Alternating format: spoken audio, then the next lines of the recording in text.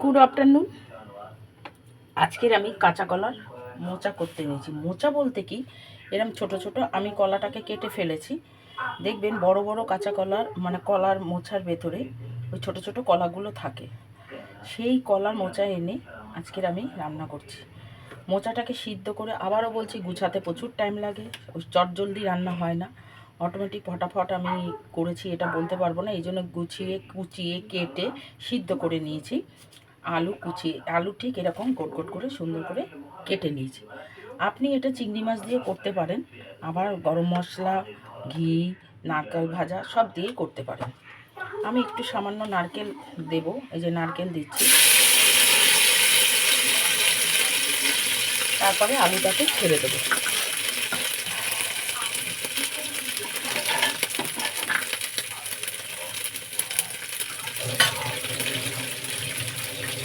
খুব টেস্টি খেতে হয় করতে পারলে। এবার আমি আলুটা ভাজা ভাজা হলে তারপরে আমি মোচাটা, যেহেতু সিদ্ধ করা, মোচাটাকে ছেড়ে দেবো।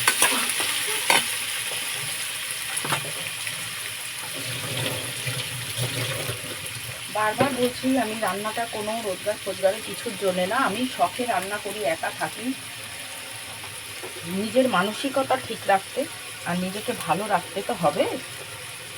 একটা না একটা কিছু করি, ভালো লাগে করতে। রান্নাটা আমার একটা বরাবরই একটা শখের, ভ্যারাইটিস রান্না রাঁধতে আমার ভালো লাগে। আর একটু ঘরোয়াভাবে, কোনো ওই হেভি কিছু ওয়েটের কিছু জিনিস দিয়ে আমি করি না, কারণ ওতে সবসময় খাওয়া যায় না। ঘরোয়া রান্নাটা ওটার পক্ষে মুশকিল হয়ে যায়। যাই হোক, আলুটা একটু ভাজা হবে।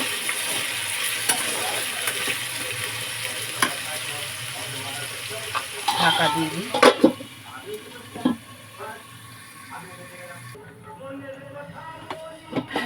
আমাদের আলুটা সাজানো হয়ে গেছে। এবার আমি মোচাটা দিয়ে দেবো। আলু আর নারকেল একসঙ্গে সাজিয়ে ফেলেছি।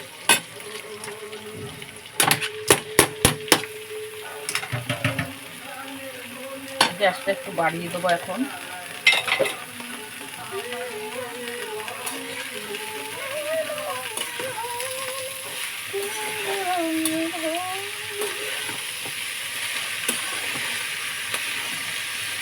এটা একটু অনেকটা সময় লাগে, যেহেতু আমরা স্টিমে রান্না করি। জুস করে খেতে গেলে ওই মশলা জ্বলে যাবে, নষ্ট হয়ে যাবে।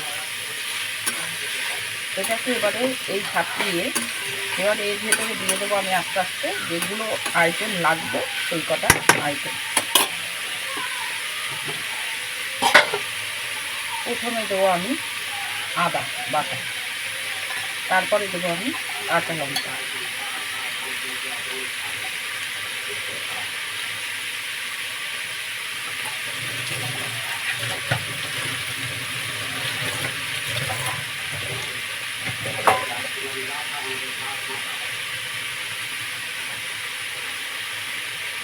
কি গরম পড়েছে বাবা! চৈত্র মাস করতে না করতে দেখুন কত গরম পড়ে গেছে।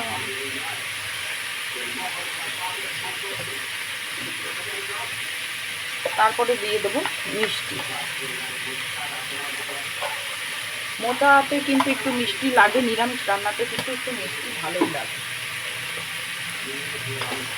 তারপরে দিয়ে দেবো লবণ, যতটুকু যার যার পরিমাণ হবে সেই হিসাবে দেবেন।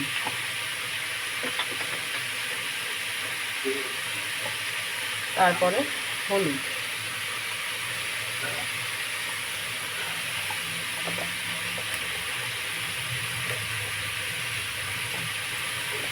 তারপর দেবো একটু লাল কাশ্মীরি মির্চ,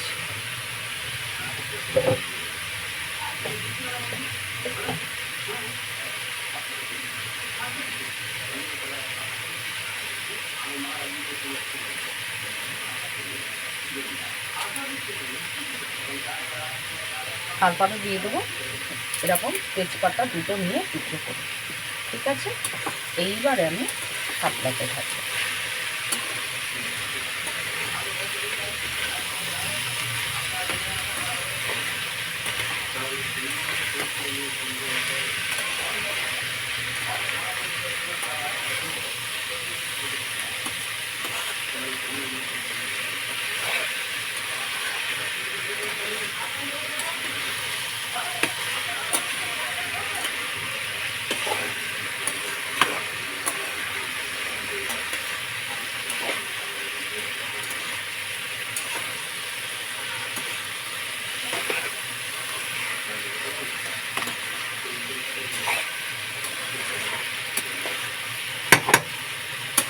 এটা কিন্তু বেশ খানিকক্ষণ সময় লাগবে।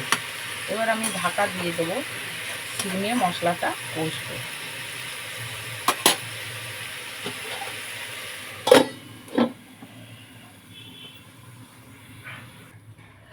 হ্যাঁ, এবারে ঢাকা খুলবো। আমাদের মোচা মোটামুটি না পুরোটাই হয়ে গেছে। এবারে ঘি গরম মশলা দিয়ে নামিয়ে দেবো। বলতে একটু কড়াইটা আমি আবার, যেটা আমার অভ্যেস, আমি সেটা রাখবো। গরম মশলা দিয়ে দিলাম।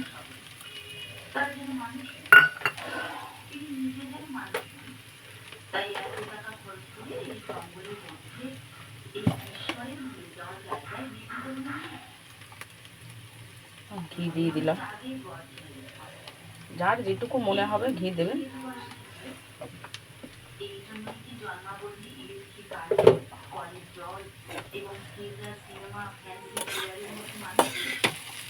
ভালো করে নিয়ে দিয়ে মাখা করে ঢাকা দিয়ে, এটা কিন্তু পুরো জল ছাড়া হলো, ঠিক আছে? একটুও জল লাগবে না। তেল ঘি এর মধ্যে এই মোচাটা রান্না হলো।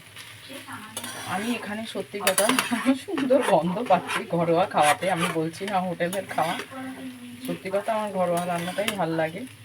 নিজে করি বলি না, আমাদের যে বান্ধবী বাড়িতে যাই আমরা সেখানেও ঘরোয়া খাওয়াই খাই, আমাদের খুব ভালো লাগে।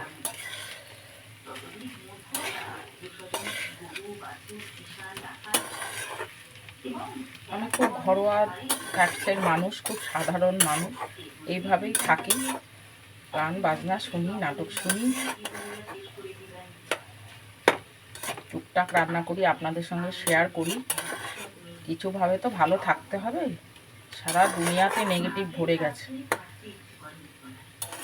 ভালো থাকতে হবে, সবাইকে ভালো রাখতে হবে, ব্যাস। তবে অপমানের যে জায়গাটায় কোনোদিনও মাথা নোয়াবেন না, এইটা আমার একটা বিশাল ব্যাপার আছে। আমি সেইভাবেই চলি, উপায় নেই না চলে, নাহলে আমার স্বামীর সম্মানটাই থাকবে না। এই জন্যই আমি আরও চলি। ঠিক আছে, শুভ দুপুর, সবাই ভালো থাকবেন। দুপুরে রান্না আমার কমপ্লিট। এটা পারলে করে খাবেন, করে দেখবেন, শুধু ভাত দিয়ে প্রচণ্ড ভালো লাগবে খেতে। গ্যাসটাকে নিভিয়ে দিলাম। এবারে গ্যাসটা আপনার সিমে বলছি যে এই রান্নাটা আমার কড়াইতে এইভাবেই থাকবে, কারণ এটা না একটা আলাদা রকম মজে। আমি যেহেতু একটা করে রান্না করি, আমি এটাকে দেখাই। যখনই কোনো রান্না খুব গরম গরম ঢালবেন, গরমকাল হোক শীতকাল হোক, একটু চাপা ঢাকা দিয়ে রেখে তারপরে তুলে নেবেন, দেখবেন জিনিসটার আলাদা স্মেল বেরোবে, আলাদা রকম মানে রান্নার গন্ধটা হবে। ঠিক আছে, সবাই ভালো থাকবেন, ভালো রাখবেন সবাইকে, পারলে লাইক কমেন্ট করবেন। নিজেদের লোকেদের ভেতরেই বলে করি, কিন্তু করে না, তবু আমি বললাম করবেন, ভিউজ করবেন, দেখবেন, নিজেরা করে খাবেন, এটাই ভালো। কোনো লাইক কমেন্টের দরকার নেই, এইসব জোরাজুরির কিছু ব্যাপার নেই। আমার ভালো লাগে বলে আমি একটুখানি ঘরোয়া রান্নাটা করি। আমার এক মেয়ে, ও আমাকে চ্যানেল খুলে দিয়েছিল বলেই আমি এটাকে চালিয়ে যাচ্ছি। নমস্কার, ভালো থাকবেন।